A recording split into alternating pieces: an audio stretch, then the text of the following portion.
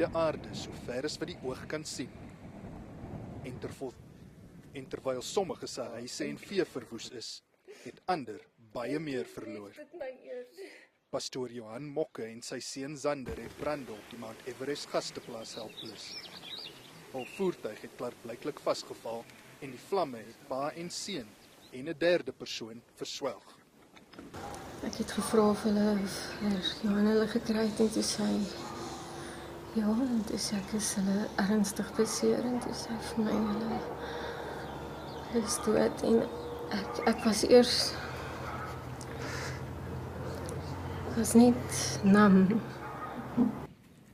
Brandbestryders spook steeds om die vlamme te blus en die brande het al tot sover as Van Rensburg versprei.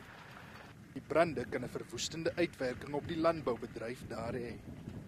What is key, I think, is to call upon the public, other farmers who have got some feed, to come and assist. As a government, I think we'll go back and look at what has to be done, because we cannot sit back and not do anything. Working on Fire gebruik nou 'n helikopter en 'n vaste vlerkvliegtuig om die vlamme te probeer blus.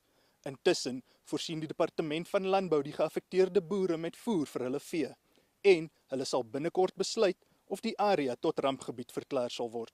Elkutse, Enies, Harry Smit.